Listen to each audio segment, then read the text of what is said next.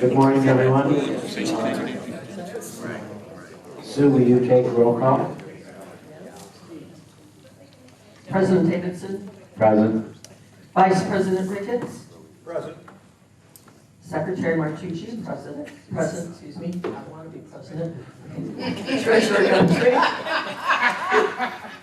Nobody. Treasurer Gundry. Present. Director Bardell.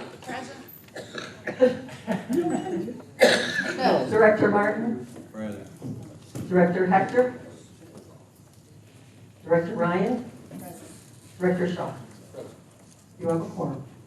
And I will call the meeting to order. Please rise for the Pledge of Allegiance. I pledge allegiance to the flag of the United States of America and to the republic for which it stands, one nation, under God, indivisible, with liberty and justice for all.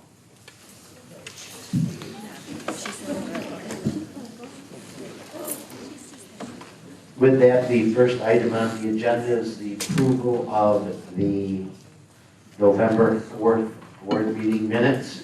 Can I have a motion to approve them? Thank you, Ray. Second. Thank you, Randy. You got that, recording secretary?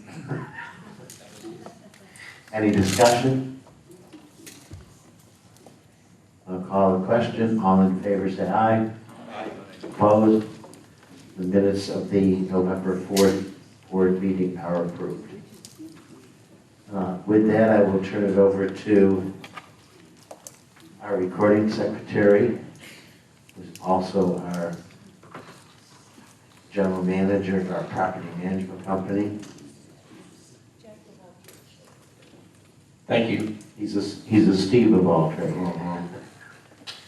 Yeah. Good morning, everybody. The landscaping report, we'll start with that. Work orders, we fielded 108 work orders. This is a report for the month of November. 108 work orders, with 31% of them being special request work orders, and 31% of them are Brown's Tree service work orders. The volume was actually relatively low in November.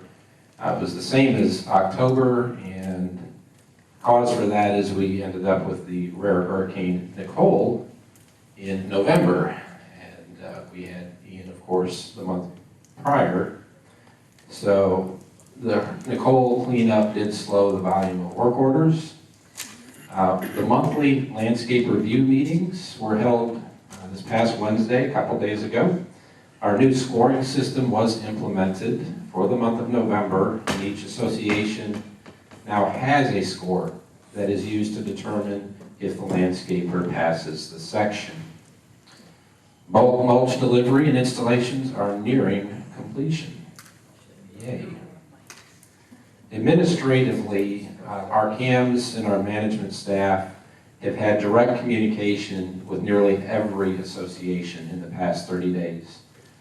The most frequent topics have been alterations, of course budgets, upcoming association elections, and the omnipresent property and resident issues that range in complexity that we deal with on a regular basis. November was busy with preparation and presentation of the 113 association operating budgets and reserve schedules, and the accounting office has been very busy preparing revisions for the associations. Arceli, thank you for your work with the revision help. We are at 47 revisions and counting each day up until the December 9th deadline for budget returns at close of business. The association annual meeting first notices have either been sent out or are queued up to go out, depending on when your particular meeting is scheduled. You will receive those notices, or have received them, at least 60 days prior to your annual meeting. And we are working on the required annual meeting second notices and the ballots for those who need elections. And that is my report. Board, have any questions for Steve? I I will turn it over to the Ginger Matt duo Good to morning. do their part. So I won't read all your fitness and salon usage here, not much movement, little percentage increases up or down, which is very typical between October and November. You don't see a lot of seasonal shift there. In food and beverage, we had a slight increase on patrons served, but the sales actually were flat, almost to the dollar, a couple $100 difference, very, very predictable there. But of note is the new offering that the board had requested, the Thanksgiving Day service with 260 meals served, combined between the in-person seating at the buffet and the portico pickup. So that went over real well, and we received a lot of feedback for that, and kudos to Andrew and his team for working on the holiday and serving the residents of Kings Point. A new number here is guest passes. The board asked us to note there, knowing that the guest pass fees are going up, and to watch that trend. So sold in November, 1,249 passes. Moving on to projects, the Nantucket Pool Deck and Cabana Paint project. This was a budgeted and planned project, commences on December 12th. The pool will be closed for a 2-week duration, weather permitting, and the main clubhouse and South Club pools, of course, will be available for usage during that time.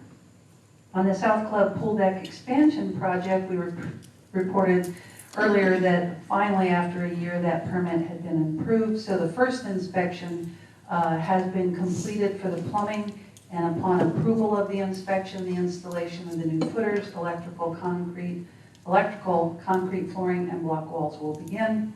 On phase 1.5, ground preparation for the installation of the new concrete continues. There were some minor changes where we had to dig up some of the conduit and move it for the conduit for the RFID gates. That was required by the fire marshal. And fire marshals trump everything. When they tell you to move something, you move it. So we had to kind of go back and change a couple things there. Didn't cause any delays. It was just a revised plan of where the layout was. The new concrete in the area that will be in front of the new bar and surrounding areas will be installed this month. And finally, on phase 2, the other components of the phase: shade structures, the appliances, pool furniture replacement, landscaping, and sound system, all discussed with the board. Those are in process. This main clubhouse roof coating project has been completed, and we're just awaiting the final inspection for the manufacturer's warranty there. And on the main clubhouse renovation work, this continues inside of, the work continues in the front and inside of Le Perc, including getting prepared for the new food concept. Le Perc will open up December 7th, 7th or 8th, around that time if they're ready to go. The renovation of the flooring of the hallway in front of the business offices, right out here extending to the front card room, has been completed. The next section will be the northwest hallway, which begins next week. The old furniture that had reached its useful life is not able to be repurposed or recovered, has been donated. It was picked up by FEMA and will greatly benefit those who were affected by disaster relief. We're very proud of that. They came over and the board all agreed that that was a great use of old furniture that we couldn't do anything with, that people who had nothing could use the chairs and tables. So thank you to all of Kings Point for that. That was extraordinary, and we are happy through the team looking for a group that could pick it up, and the board's support that could be put to good use. Just one additional item to allay the various fears of residents who have expressed concerns over the light color of the new furniture. We all grew up in an era with Ann Landers, remember? And her sister, I can't remember her sister's name in the articles. Dear Abby, right? You know how you had that new furniture and you put a plastic thing over it because you never really wanted to get it dirty? So I think, you know, the light furniture, a lot of us are like, oh, it's going to get stained. Just to, like I said, allay those fears, the new furnitures are a senior living line of commercial quality furniture with Scotchgard fabrics designed to prevent stains, and moisture.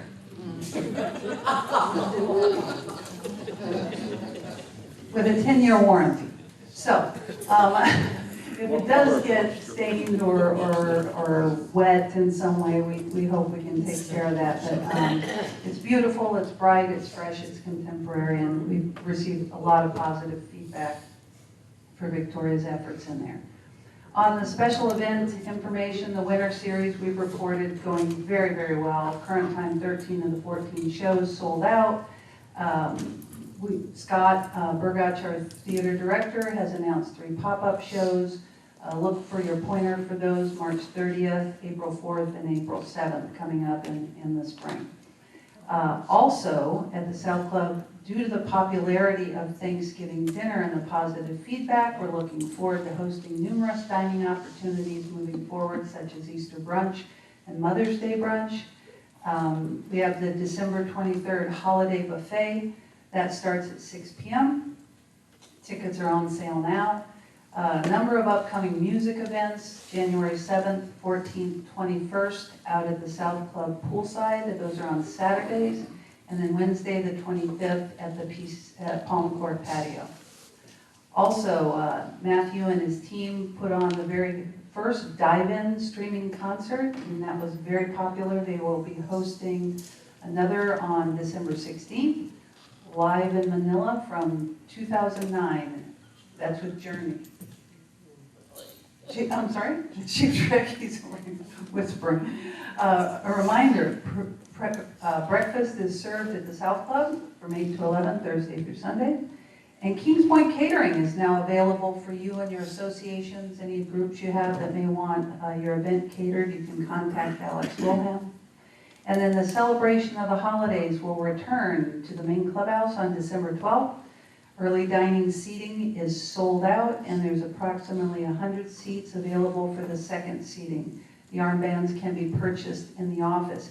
If you haven't already, please do take a walk through the hallways.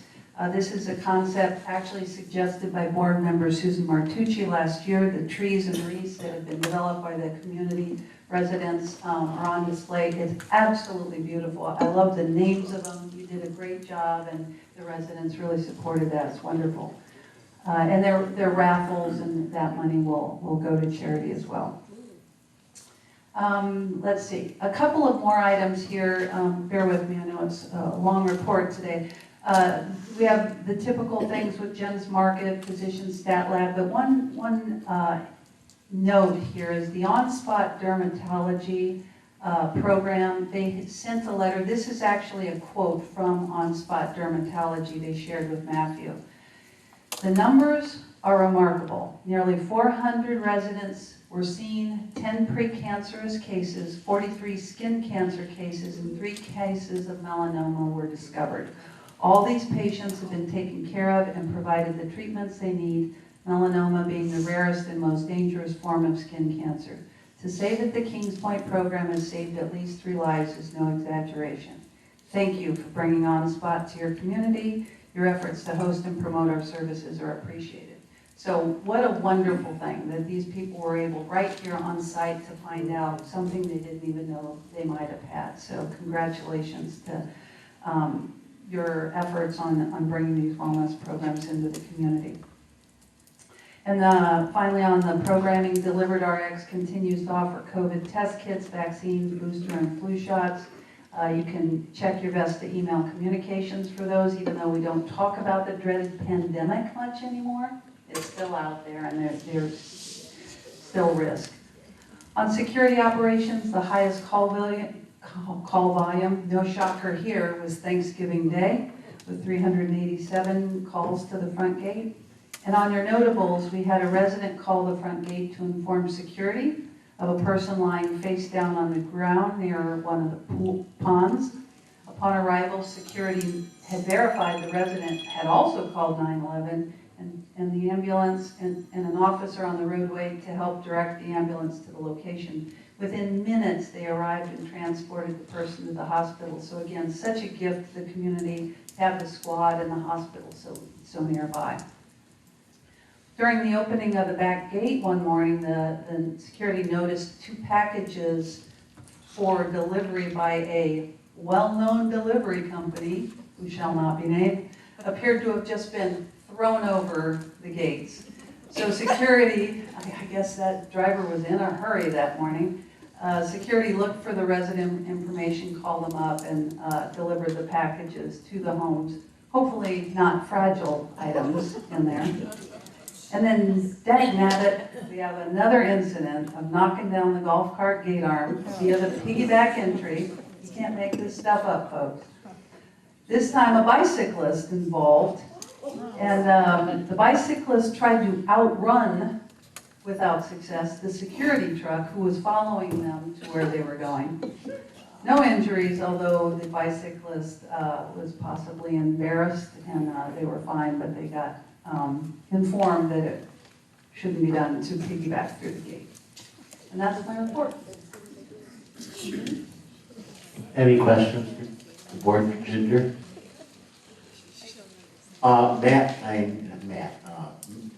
Andrew, I know you're here because I see you in the back of the room. I know the board has been requesting for a number of years to do a Thanksgiving dinner, an event dinner on holidays. I would like to express the appreciation of the board, not only to you, but to your staff for working on Thanksgiving Day and putting on what I understand was a fantastic meal. Thank you very much. I'm glad it was successful, and we appreciate the effort for the community.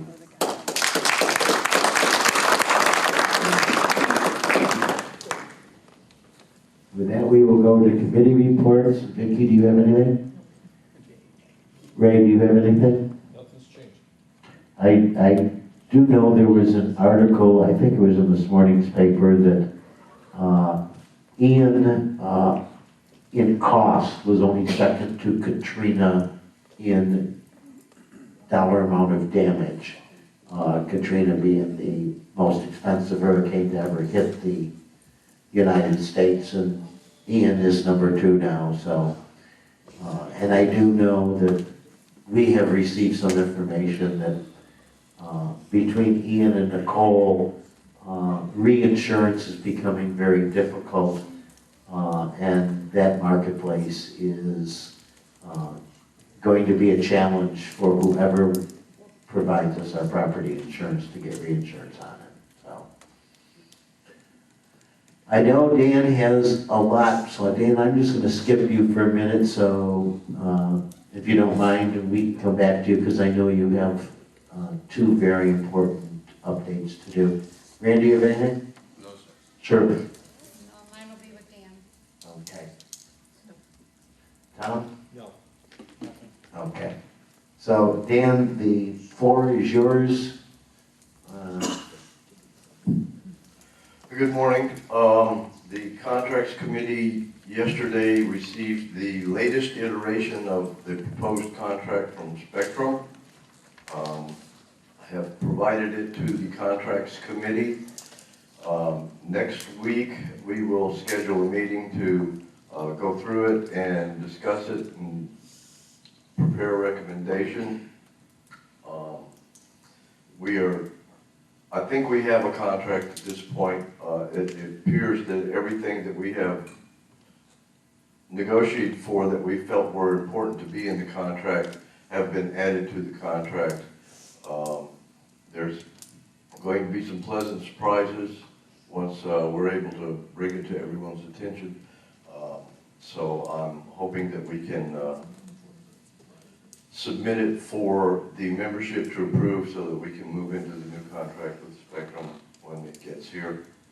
The other thing is the management services contract currently held by First Service has been disseminated. It is due to be returned on December 16th.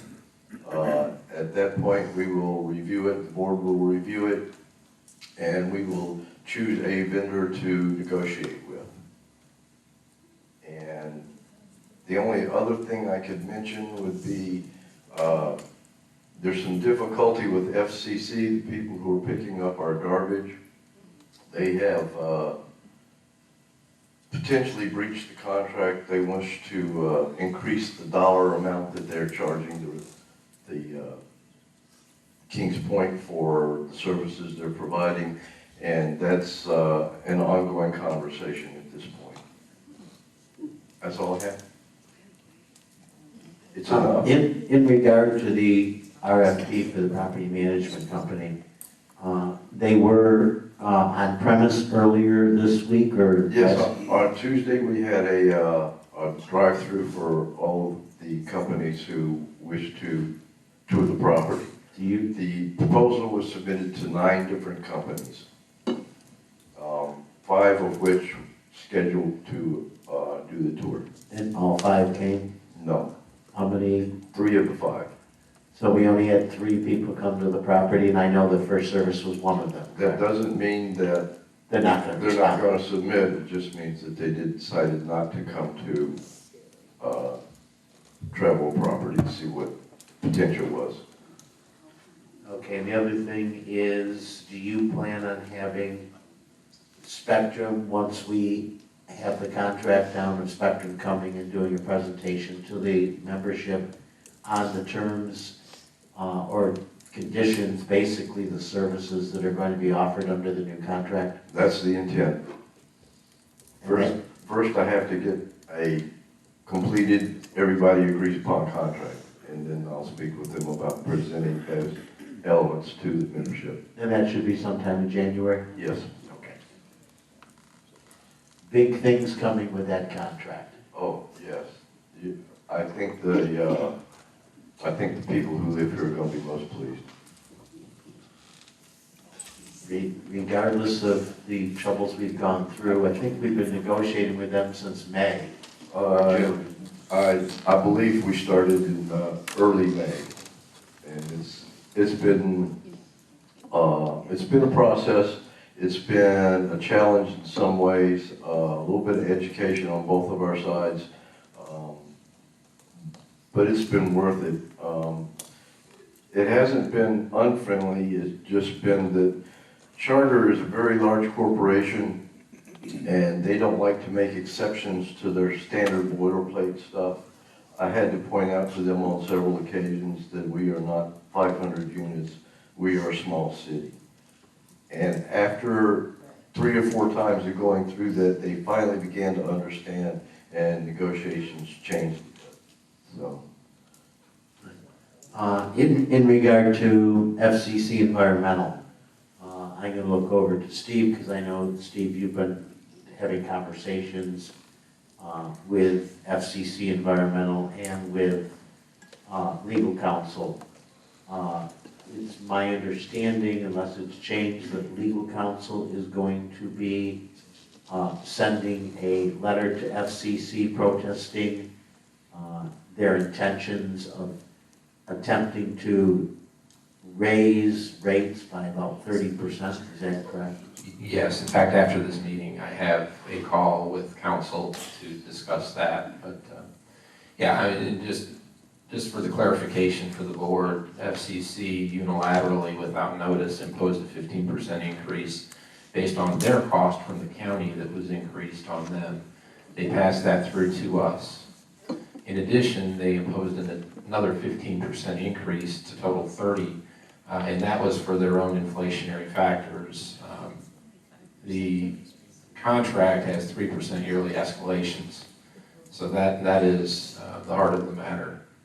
And legal counsel opinion is that after reviewing the contract, that basically they don't have the right to increase either rate, although we may want to work out some arrangement with them to allow for the increasing of their disposal fees that the county increased to them. Am I correct, or where? Yes, you are correct.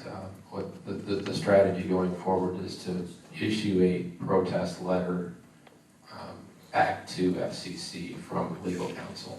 And we are not paying the increase in the interim. We are putting a protest letter in with the payment for those invoices. I believe that is what council will recommend, so which way council recommends is which way we'll go. Okay. Jared? I just want to let everybody know, I mentioned charter. Charter is the Parent. parent company for Spectrum. No, you were fumbling for the word parent. Yes, thank you, I appreciate They are the parent company who ended up getting involved in the negotiations with Spectrum of Florida, Yes. which we wish they wouldn't have, but in some respects is good, in other respects is bad. So In the end, we benefited from it, but it made the negotiations much more difficult. And thank you for that. I'm sorry, folks, it's just still much too early for me. Well, I have been working with Steve on the FCC environmental, and when Steve called me and told me that he just got an invoice that went up 30% without any notification whatsoever, Steve called them, and FCC environmental kind of said to Steve, and Steve, you can correct me if I'm wrong, well, if you don't like it, protest it, but we're not going to do anything about it. You can take it through legal channels. As far as we're concerned, that's what it is, so live with it. They made their position crystal clear. So we will make ours crystal clear back to them, so it'll be very interesting. I'm going to ask Jim and Steve, under the president's report, can you just give a list, the two of you, of what kind of gifts we have received so far, or what we plan to receive, that will be part of the raffle? Jim, do you have those?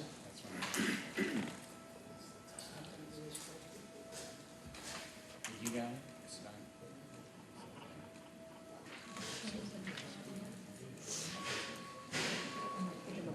I didn't mean to put you on the spot. In the interest of not having dead air, I can tell you that Brightview has donated 2 iPads. First Service will again donate Apple earbuds. Vesta has been gracious and donated a $500 Visa gift card. We've got 3 $100 gift cards from Russell's. We've got a gift card from Artistry, either 300 or 500. I don't recall off the top of my head. And we do expect Gasparilla in again this year from USI. Gas Berlin is reopening, will be reopening. It's reopening in December, so, or this month. And there's also a final. Use your- I think it's. Bush Ross has also donated directly to the charity for $750. And Jane has, I think everything's been, There's gonna be an e-blast sent out. okay, I want to make sure. There's too many to list. There's quite a lot that have come in, and of course, from the Land Trust, we are getting some tickets, et cetera, correct, Matthew? Giving an entire series of the infamous sold-out shows that a raffle will be for the entire series for the residents. Yeah. This is all in conjunction, for those of you who don't know what we're talking about, this is in conjunction with the holiday celebration on December 12th, where this room will be turned into a raffle center to buy tickets, and you can either buy them advance from the box office, or you can buy them the day of the event, which is the 12th, and I think the raffle will open sometime around noon. Is that correct? 2 o'clock, it'll be at 2 o'clock.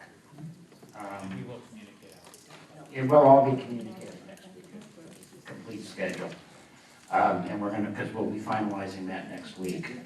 Some other things, there will be a spa package being offered and we are still waiting to hear from a couple of vendors concerning prizes. They've said they're going to do such thing, but I don't want to say what it's going to be until we get it in hand. You know how that goes. So, but we do have some things that are pending, and we have and there'll be other prizes through the other organizations involved with this. But last year, Mary Ann, correct me if I'm wrong, our donation to Mary Ann Martha House was over $15,000. 17. It was total 17, but that included the tree and wreath donations, which this year Sue decided to give it to My Warriors place. the My Warriors. My Warriors Place. So, and by the way, just so everyone knows and pass along to other residents that this raffle is only open to Kings Point residents. It is benefits, the raffle benefits Kings Point residents as the purchasers of those. It is not that people come in from outside, because to pick up your ticket, you have to have your membership badge with you to be able to pick up whatever gift you want. So it's donated by different merchants and different vendors, basically for the benefit of those who live in Kings Point. It is a Kings Point event, and all the proceeds go to charity. And the good part is that the items won through the raffle stay within Kings Point, within the residents. And overall, it's going to look very similar to what was offered last year through the raffle. There may be a few changes here and there as to who the donations are coming from, but it will be very similar in the number of prizes and value, etc. And with that, I will move to open forum. Jim, you had an open forum that you wanted to raise, is that correct? I think, there we go. I'm speaking as the president of Gloucester D. I think most everyone is aware of the situation on the zone hearing for the Gloucester, the end of Gloucester for the gate, evacuation gate or emergency gate, however it's being summed up. You should have gotten, those of you on the master email blast should have gotten information from them last night about trying to get an order, get everything together. I just want to let you know, we will, I obviously will be monitoring it, being a Gloucester president, as is the other board members who live on Gloucester, and we will try to keep you informed. But it is on January the 10th. It's going to be at 9 in the morning, downtown Tampa at the county center. But that's when it is set up for now. But anyway, just keep your eyes open for emails and et cetera. We'll keep you informed as we can, because it will affect the entire community, especially, and those of us who live in Gloucester more so than others. That's it. Just so everyone knows, I know Jim Haggerty mentioned it at the master board meeting. The master and the federation have had meetings with the county regarding the proposed golf cart path on the south side of 674 Sun City Center Boulevard that would go down to Denny's, Bob Evans, Popeyes. We had some concerns, both the master and the federation had concerns about where they were going to start this golf cart path and where the golf cart path would actually run from. And the initial was to have it run from the entrance of Kings Point all the way down to Denny's. We had a big concern about a golf cart path starting at the Kings Point entrance.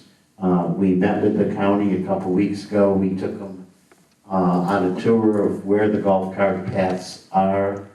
I know the county was looking at doing a crossing at Cataro, which is where Taco Bell is located. We drove down to that, gave them our thoughts and impressions, and I do know that they are planning on doing some meetings out in Sun City, and we'll definitely meet with the residents of Kings Point to get their input. Our concern is for the safety of the community, and the master and the federation are working very closely together, and we basically have no disagreement on what should or should not be done for the safety of our residents, and it is a joint effort by both boards to make sure that whatever they do is in the best interest of the residents of Kings Point. Do I basically have that right, Jane? It is nice, and I think Jim Haggerty will tell you, and I think Jane will concur in it. It is nice to have the master and the federation meeting together, working together on numerous projects within the community. We see more eye to eye on things that we disagree on. And I appreciate the entire master board working with the Federation Board on things that are of interest and importance to the community. So, for the representatives of the Master Board that are here, thank you very much. We really appreciate the cooperation and mutual admiration we have for both boards. Any other comments, concerns, announcements?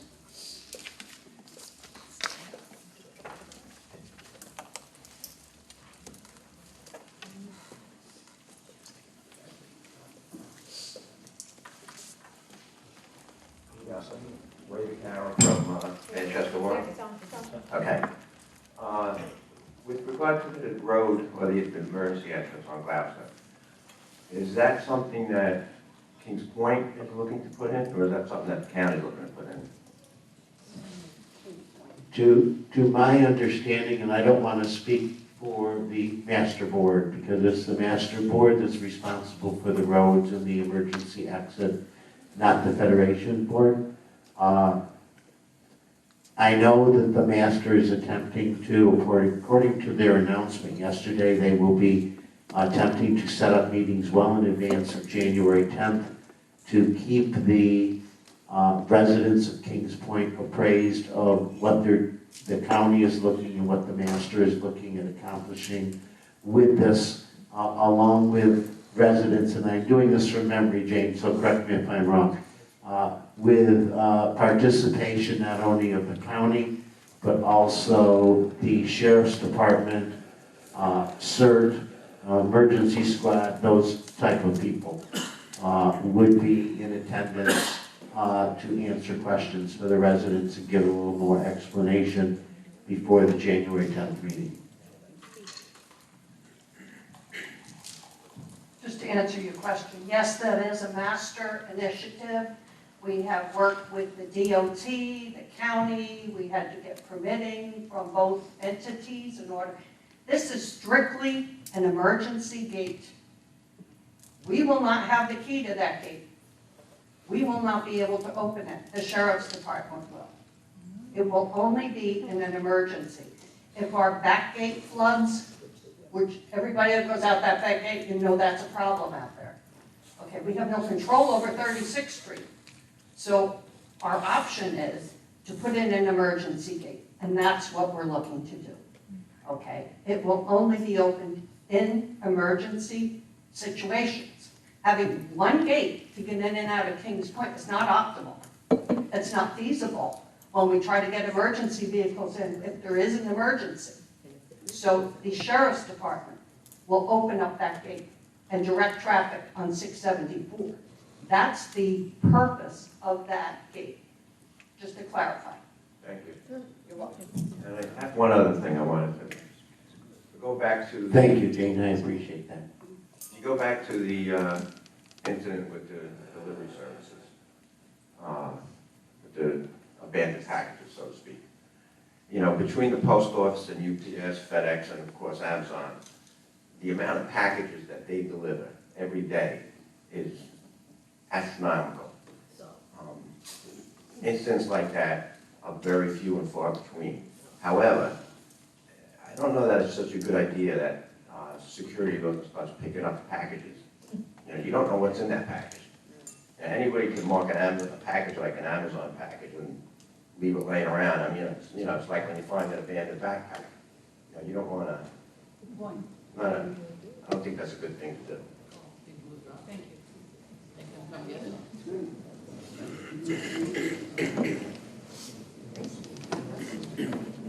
Isn't Pete here? Yes, sir.